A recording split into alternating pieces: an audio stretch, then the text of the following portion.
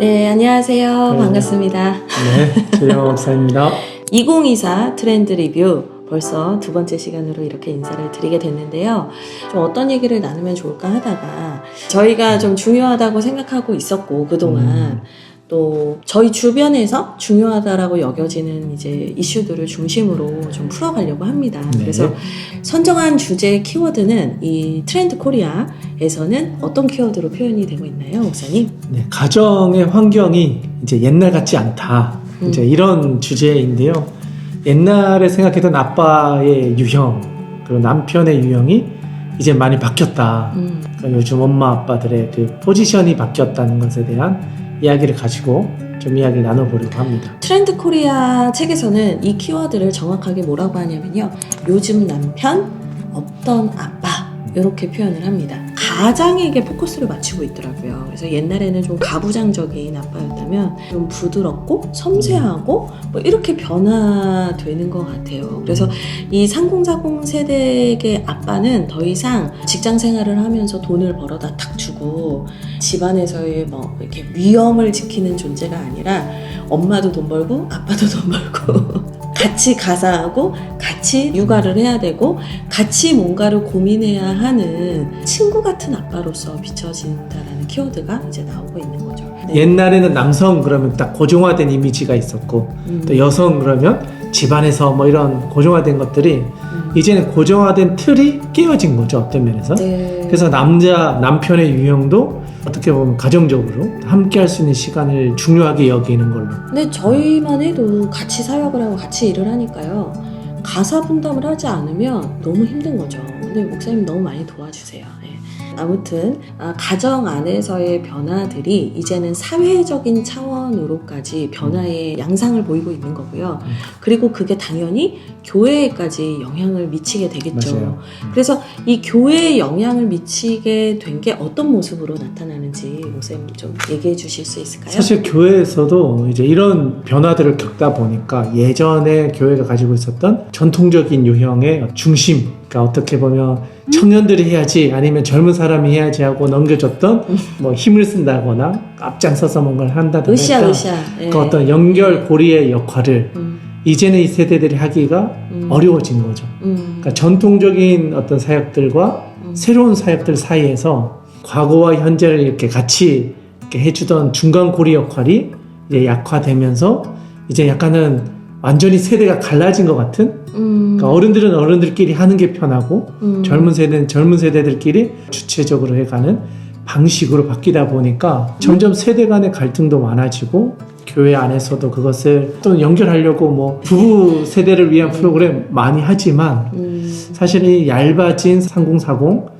이 세대들은 사실은 갈 위치가 없어져 가는 거죠. 네, 이 책에 이제 한국교회 트렌드라는 책을 보면 이 목사님이 말씀해주신 주제에 대한 이야기를 약한 고리 3040이라는 키워드로 표현을 하고 있어요. 사실은 3040이라는 세대가 교회 전체를 몸으로 봤을 때 허리거든요.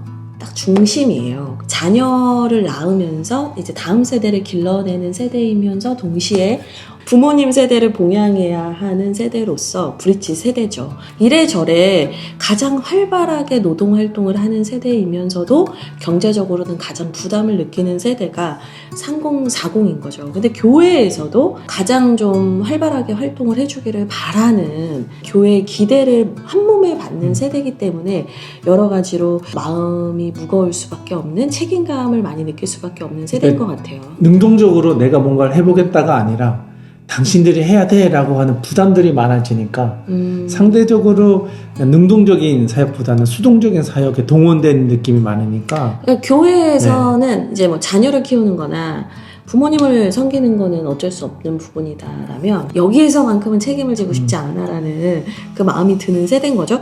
특별히 또 한국교회 트렌드 책에서 보면 이 3040 세대가 대한민국 전체 인구 중에서도 3분의 1에 해당한다라고 표현을 해요. 여기서는 뭐라고 하냐면 30대가 13.4%, 40대가 15.7%, 그래서 29.1%가 3040 세대다라고 얘기를 하니까 이 3분의 1이 적은 수가 아니에요. 이 세대에 대한 고민을 교회에서 하지 않는다면 허리가 될 수 있는 중심의 세대를 잃어버리는 형국이 될 것 같아요.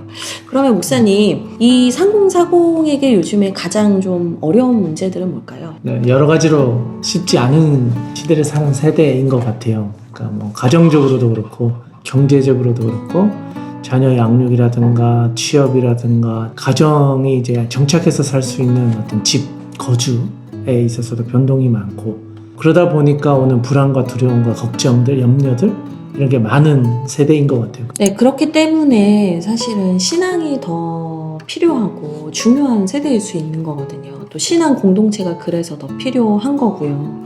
근데 이제 신앙 공동체 안으로 들어온다, 신앙심이 깊어진다, 그것이 곧 결국에는 이제 교회 안에서 봉사를 많이 하는 것이다 라고 연결이 되어버리니까 분명히 필요가 있는데도 봉사와 섬김에 대한 두려움 때문에 아예 그냥 내가 혼자 알아서 해야지 라고 생각을 하게 되는 경우들이 너무나 이제 많다는 거죠. 그렇죠.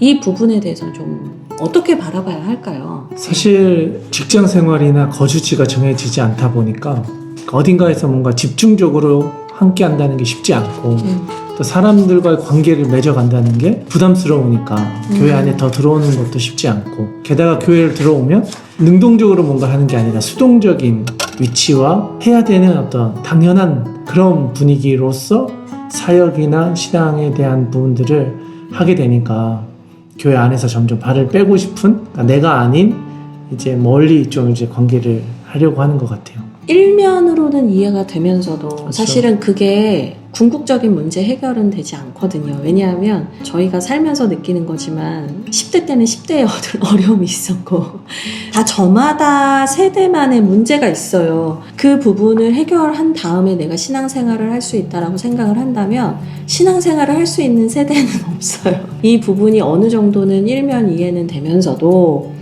그게 미봉책은 되지만 궁극적인 답안은 되지 않기 때문에 사실은 좀 더 근원적인 문제 해결로 나오는 게 중요하죠. 그리고 그 부분을 교회가 어떻게 도와줄 수 있을까가 사실은 저희의 고민이 되어야 할 거라는 생각이 좀 들어요. 네, 사실 뭐 3040 세대가 저희 세대이기도 하고, 주변 사람들만 봐도 거주지라든가 육아라든가 직장의 문제가 해결되지 않으니까 약간 떠돌이 신앙 같은 느낌? 정착하지 못하는 방황기를 보내고 있는 사람들이 많은 것 같고, 근데 이걸 나름대로 극복하려고 하는 사람들은 교회를 정착해서 뭔가를 해보려고 하는데, 또 그 안에 있는 분들의 그 편견이나 생각들이 또 자기들을 이렇게 이해하고 수용해주는 느낌을 받기가 어렵다 보니까 또다시 다른 교회로 가거나 개인적으로 유튜브나 이제 온라인 신앙 공동체를 찾아서 그냥 떠나기도 하고 가나안 성도가 되기도 하고, 그러니까 이게 한국교회 전체적인 흐름인 것 같아요. 근데 저는 여기에 있어서 교회에서 근원적인 도움을 줄 수 있는 부분이 뭐라고 생각을 하냐면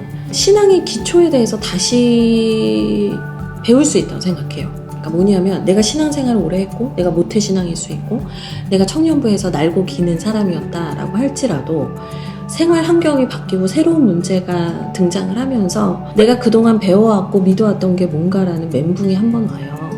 근데 그 상황에서 내 과거의 경험에 들어가 있는 것이 아니라 내가 사실은 믿어왔던 것들이 무엇이었는가를 다시 점검하는 시간이 필요하다고 생각을 해요.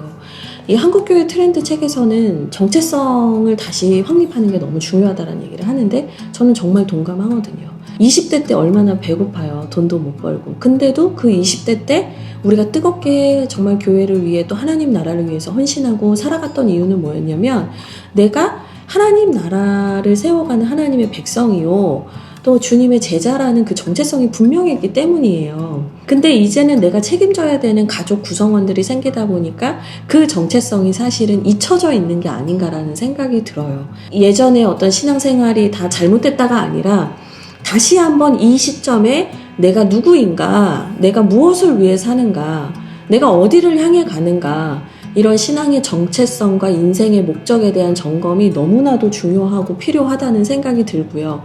그 부분이 가능하려면 결국에는 저는 봉사나 섬김에 대한 부담감들이 있을지라도 교회 안으로 깊이 들어올 필요가 있다는 생각을 합니다. 또 두 번째는 뭐냐면 어른 세대나 교회에서는 우리를 잘 이해를 못한다라고 생각을 하시는 분들이 많아요. 실제로도 그럴 수밖에 없을 거예요. 세대가 너무 다르잖아요. 근데요, 저는 어떤 생각을 하냐면 그 3040 세대만의 어려움에 대해서 어떤 부분이 어렵고 어떤 부분이 힘든지에 대해서 저는 정기적으로 주기적으로 얘기해야 된다고 생각해요. 교회 안에서 사람과 사람이 친해지는데 기본적인 시간이 필요해요. 단번에 친해지지 않잖아요. 똑같아요. 세대와 세대가 친해지기 위해서는요, 내가 이런 생각을 가지고 있고 우리는 이런 마음이 있습니다라는 것을 내가 노력을 해서 내가 적극적으로 참여해서 그걸 대화하려는 노력조차 하지 않는다면 어른 세대의 문제만이 아니고요, 사실은 나에게도 문제가 있는 거예요. 네, 정직하게 인정을 해야 돼요. 적극적으로 우리의 소리를 내는 것도 3040의 역할인 거예요. 네. 교회 안으로 들어와서 그런 본질에 대한 점검을 하면서 동시에 우리의 문제와 우리의 세대에 대한 얘기를 여러분들 말씀하셔야 돼요. 그게 전 너무너무 필요하다고 생각합니다. 목사님은 근원적인 해결을 교회에서 어떻게 도움을 받을 수 있다고 생각하시나요? 어떻게 보면 같은 맥락일 수도 있는데, 저는 교회가 일을 많이 시켜야 된다라는 생각을 좀 내려놓고 우리의 정체성을 점검하기 위해서 나는 어떤 사람인가, 나는 어떤 인생을 살고자 했는가, 그리스도인이 어떻게 살아야 되는가에 대한 근원적인 질문들을 하면서 그것에 대한 답을 찾는 시간들을 교회가 좀 같이 가졌으면 좋겠다. 30대는 30대 나름의 정체성을 찾도록 도와주고, 각 세대에 맞는 정체성을 그냥 다 같이 고민하면서 서로에게 맞는 인생의 걸음들에 대해서 같이 나누면서 서로를 이해하고 소통하는 시간들을 교회가 좀 많이 가졌으면 좋겠다. 그런 면에서는 소그룹 모임의 강화가 저는 우선이지 않을까. 그러니까 많은 사역들은 좀 줄이고 소그룹 안에서 30대와 40대가 나눔을 통해서 서로의 지혜를 배울 수 있고 가르쳐 줄 수 있고, 이제 그런 작은 모임들에 많아져서 그곳에서부터 길을 좀 찾아간다면 교회 안에 있는 공동체가 조금 더 힘을 얻을 수 있지 않을까. 답은 사실 자기 안에서 자기가 말하면서 발견하잖아요. 근데 이제 우리가 힘들 때 필요한 거는 답을 내가 발견해 가겠지만 같이 기도해주고 또 같이 식사 한 끼를 나누면서 나를 격려해주고 위로해주는 그냥 그런 한 가정만 있어도 그 교회 안에서 내가 위로를 받고 힘을 얻죠.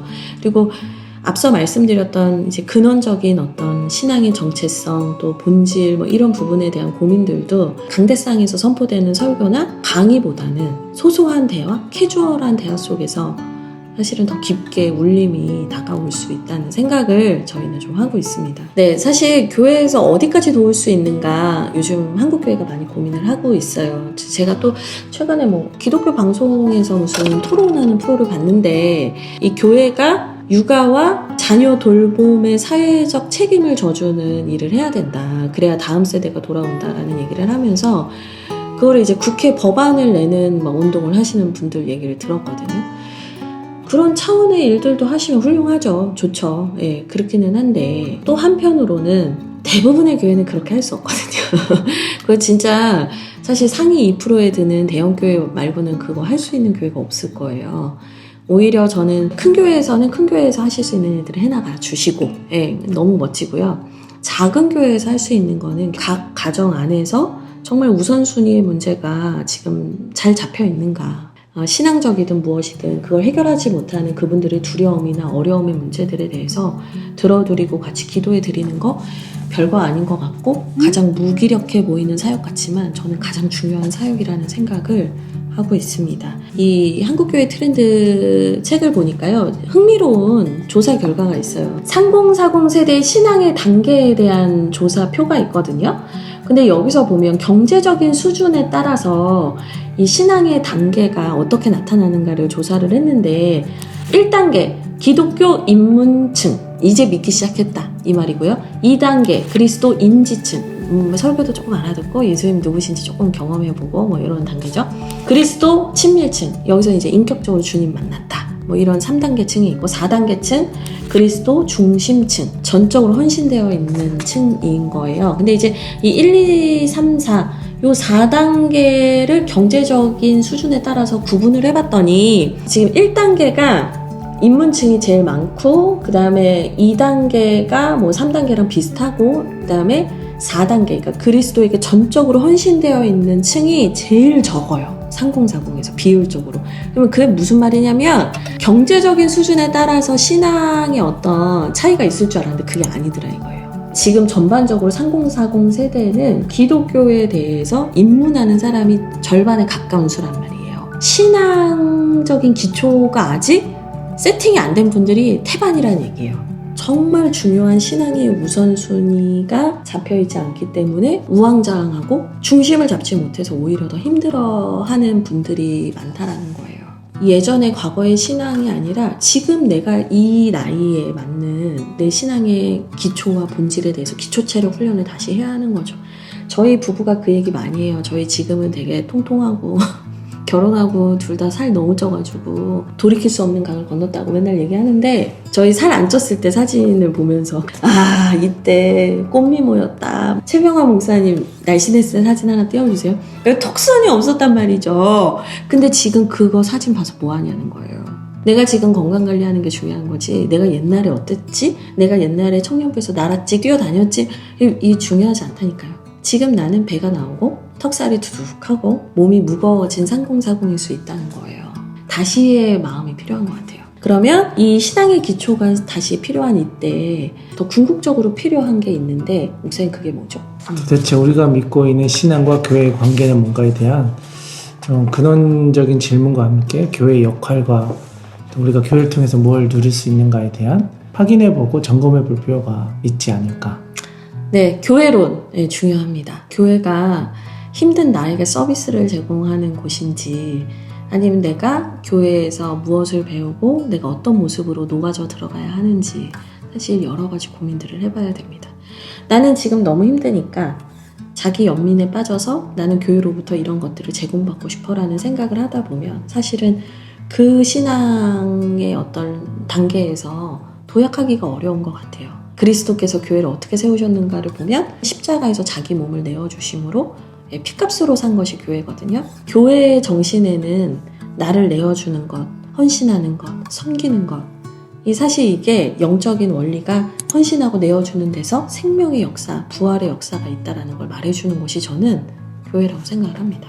네, 오늘은 여기까지 하고 또 하나님께서 주신 은혜를 따라서 매일 우리의 기본적인 체력을 훈련하는 것에 힘쓰는 그런 저희가 되었으면 좋겠습니다. 네, 오늘 길었습니다. 감사합니다. 네, 안녕.